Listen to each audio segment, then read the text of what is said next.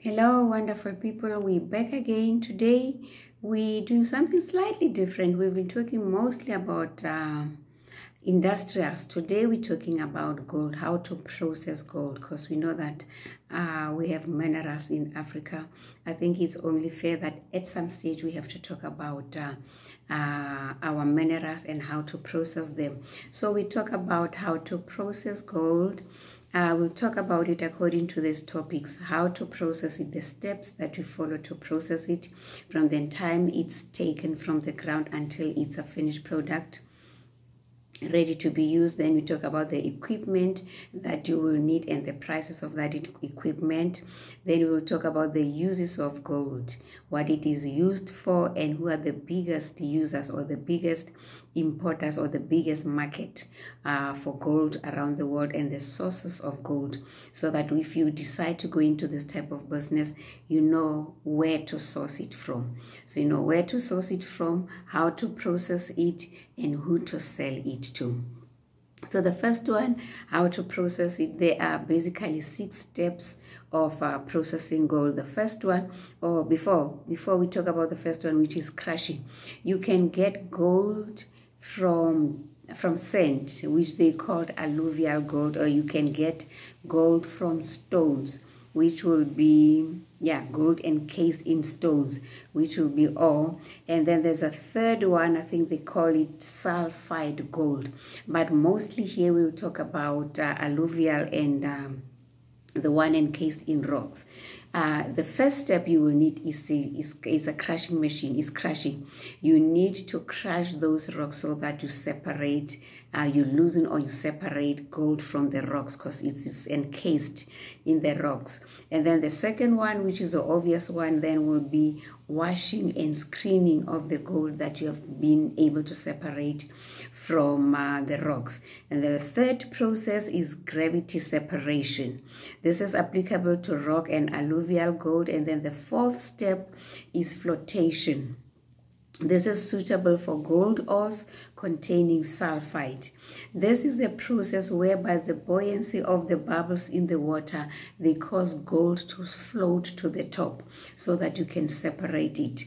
And this process also is known to improve the recovery of gold, so that you extract as much gold as possible from the rocks. You're not left with some, in the rocks. Then the fifth step is CIP. It is also called carbon slurry gold separation process.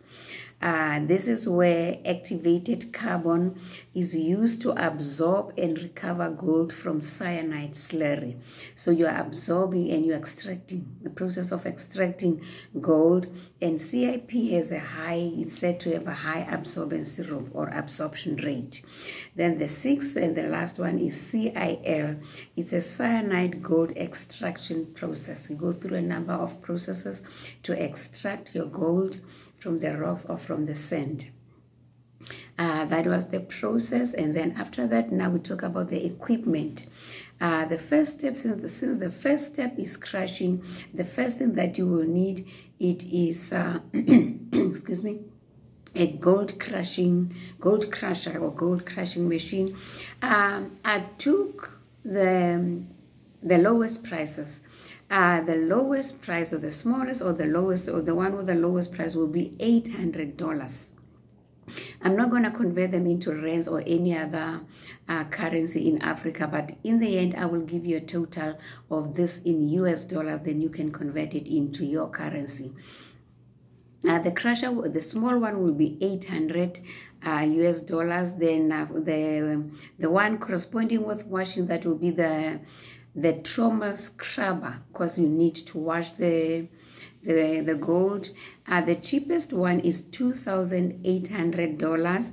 Then you will need a gold centrifugal machine. It is 4,000 US dollars. Then you also need the sluice box and the pump. Together they cost 24,000 US dollars. You'll also need a shaking table.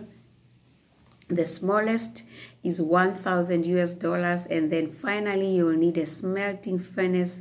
The smallest will be 660. So the total will be 33,260. And for those people who happen to be in South Africa or in Southern Africa, I convert it to South African rands is 598, just under 600,000 South African rands. So it's not very expensive, really. So you do realize that I chose the smallest and the cheapest so that for many people who would love to go into this, how much it will cost. Of course, if you want to go bigger or with time as you grow, then you can buy bigger machinery.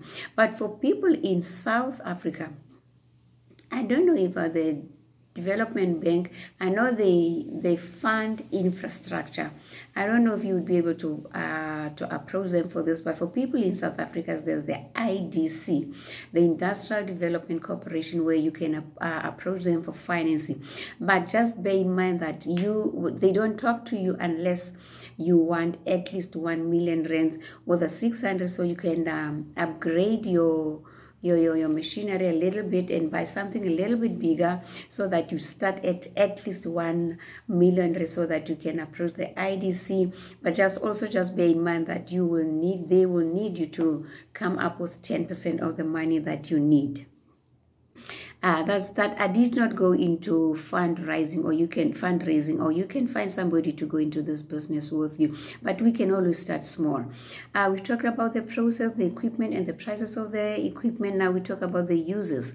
Processed gold is used in the electronic gadgets that we use, the laptop, the cell phones, the computer and stuff like that. It's also used for jewelry. That's a very obvious one. It's used in medicine and dentistry. We've all seen people with golden tooth. I doubt if I'll ever have a golden tooth myself. Don't want it. And in aerospace. And then the biggest users or the biggest importers around the world are Switzerland. They import processed gold to the value of 98.5 billion US dollars, followed by China at 76 billion US dollars, the UK 42 billion US dollars, Hong Kong 38 billion US dollars, and India 36 billion US dollars. I'm personally surprised. I thought the USA would be among the biggest importers. It's not there. And then the sources of gold around the world is Russia, in this order. The biggest exporter is Russia, then there's Indonesia, South Africa in third spot, Uzbekistan, Ghana, Burkina Faso, Mali, Sudan, and Papua New Guinea. In Africa, the biggest or the producers or the countries that mine gold, Ghana, I think in this order also, and Ghana is very good gold. South Africa has got like white and pink gold and 9-carat gold. Ghana has got very good gold, like 18-carat and 26. Excuse me. Just bear in mind that what we have done here, the desktop information gathering that we have done here, is very, very basic. You will need to go further than this, and we'll put some of the website where we gather the information from in the description box. But you can go beyond that, because that is not all that there is to find. Just make sure that you know a lot about gold and how to identify the different carats, whatever, grades and qualities of gold, so that you don't get cheated or cheat other people in the process. Know as much technically, know as much as possible before you go into this. I'm rushing because of the time, because the video is usually allowed to be 10 minutes. The biggest producers then in Africa would be Ghana, followed by Mali, Burkina Faso, South Africa, Sudan, Guinea, Tanzania, Zimbabwe, DRC, and Mauritania. This is where you can buy unprocessed gold from, so that you know where to buy it from, how to process it, and who to sell it to. And I would say that since we're starting small, and I can see a proliferation of these small gold processing plants all over Africa, which is not wrong, because we have gold, and for a long time we have not been processing it. I don't think it's wrong. That proliferation of these small companies, to me, it's not wrong. That is, we should have started with this a long time time ago, and I would imagine that Burkina Faso shouldn't be difficult to get it from Burkina Faso, bearing in mind that President Traore has said that he does not want to export his unprocessed gold. So it means that he wants it to be processed here. So as long as you follow all the legal processes to buy from Burkina Faso or anywhere of the African countries that we have mentioned, it shouldn't be difficult to source it. With that, my wonderful people, I think we've come to the end. We've gone a little over 10 minutes of our video, but I'll see you in the next video. Thank you very much and bye.